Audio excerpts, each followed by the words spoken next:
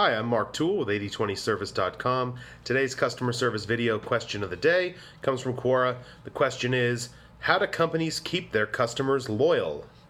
Okay, so I'm going to start off right here with I'm just going to go right straight into my answer here. Forget about loyalty. This has nothing to do with loyalty. Your dog is loyal. You own him. He depends on you to live and be fed and various other things. Your dog is loyal to you. Man's best friend, loyalty. Okay. Your customers are not loyal to you. What you're asking really is how to have repeat customers, how to have customer retention, how to have customers who choose to continue to do business with you instead of with someone else, and you call this loyalty. But loyalty is really the wrong word to use, because what we're actually looking for here, what we're actually talking about here, is just pure capitalistic self-interest. Your customers are going to continue to do business with you or not because of how you meet their needs in whatever service or product you're providing. So, really, I could wrap it up right here, but I'll elaborate on that a little bit more. That's it, really. They will stick with you not because they are loyal, but because you are the best option for whatever thing you're providing to them.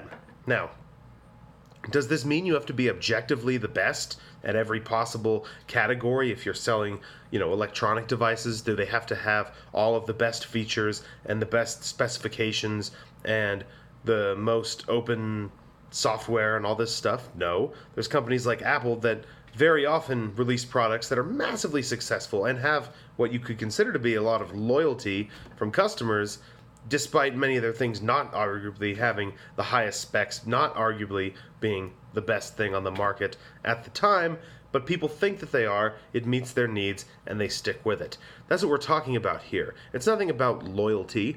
If Apple were to come out with a terrible phone, they just release some flip phone with it's missing the 7, and it's like, oh, buy this will be good.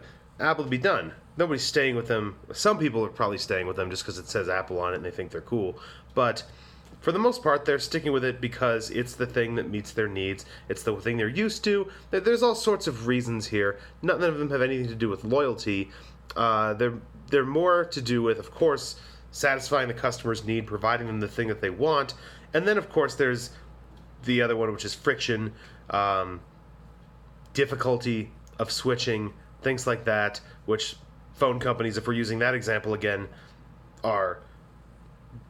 that's probably one of their main things. I mean, people use an Apple phone or an Android phone, they don't switch because, then I got to learn this new thing. Same with computers, same with all this stuff. Then my software doesn't work on it. We'll stick with this other one. It's the reason there's so many businesses that are still running Microsoft Windows XP from 2001 that's been discontinued for, a decade or whatever it is. And there's people still using it because, I don't want to use a new thing. My software might not work. That's another thing there. But loyalty really, so I guess there you can make it difficult for them to switch. You can do that in ways that are maybe not so consumer friendly. You can do that in ways that are more consumer friendly, however. You can make it difficult for someone to switch away from your product because your product is so much better. Because your product, while it may not be the best at any one particular thing, is the best mix of different features that your people care about. You could do all these things where they can switch and they say, this one is better in this way, but it doesn't do this, and it's too hard to switch. This goes for products, this goes for services, this goes for anything. If you're selling your services to businesses, maybe they can find somebody who does the thing a little bit better, whether that's as an employee or as a business contract or anything like that. But then they have to go out and they have to do a thing. They have to find it. They have to make a decision. They have to think about it. For example, if you're buying, especially if you're selling something small, something cheap, I don't know, like napkins or something. That's a bad example because no one's going to be loyal. They'll just grab whatever because they're all the same. But, I don't know, pencils or something simple like that. Something people buy all the time, toilet paper. You're not going to be loyal. This is the best toilet paper. I did my research on all the toilet paper companies in the world. You just got one that was fine, and you know it's fine. So when you go to the store, I say, I don't know what the hell's up with this one. This could be garbage. I'll get the one I know is fine. Say the major name brands, they all have this. So it's not I'll wrap it up here. This is getting a little bit off topic, I guess you could say, but it's not about loyalty. They're not going to be loyal to you. They're not going to say, Mark, I love you. I love your products. I'm going to buy whatever it is you sell because I'm so loyal to you. Some of these guys posting spam links to some nonsense AI chatbot software because it's a question in the customer service category, so we got spam links to AI chatbot software. Oh, customer loyalty will come if you buy my AI chatbot software. No. These people are missing the point. They're saying, oh, if you just have good customer service, people will be loyal. No. Some of the businesses you could say I'm most loyal to, I know nothing about their customer service. I've never had to contact their customer service because the thing just works the way it should, and I like it, and I'm okay with that. They could have god-awful, terrible customer service, and I would never know it. They could have the customer service department be called the fuck-off department, and if you call them, they just say, hey, fuck off, too bad.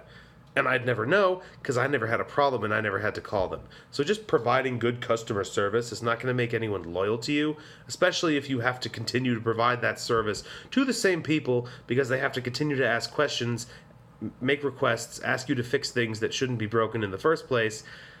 That's going to be the opposite of loyalty. People are going to get frustrated with that and find something that works better. So forget about loyalty. Focus on providing a good product, a valuable product to your customers, reinforcing that whatever it is to make it difficult for them to leave, whether that's in a anti-customer sort of way or a pro-customer way. For example, a great way of doing that is having some sort of a community, a membership chat or forum or something like that. You cancel, you lose access to that. You lose access to that peer group that you've built in there, that community, that thing that you do when you're not doing anything, scrolling through your phone. Oh, look, I'll look at this. And then it's gone. You're cut off from it. Well, that's loyalty right there. But that's enough for today. I'll wrap this video up here. You get the point. Don't think about loyalty. Think of it as mutually self-interested behavior. Customers are sticking with you because it benefits them to do so. And think of ways to increase that. In reality, in perception, both.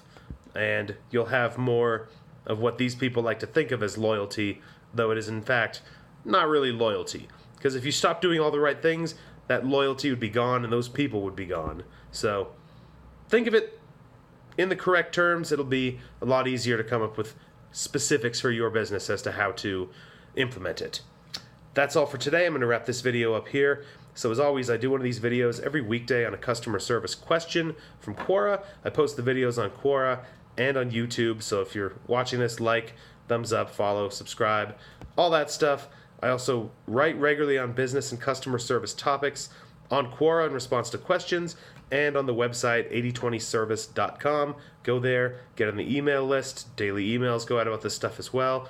You can it'll catch you up catch you up with a learning curve. I've got a lot of experience in this stuff and I distill it into my writing there. So follow, subscribe, all that stuff. Back tomorrow with another video.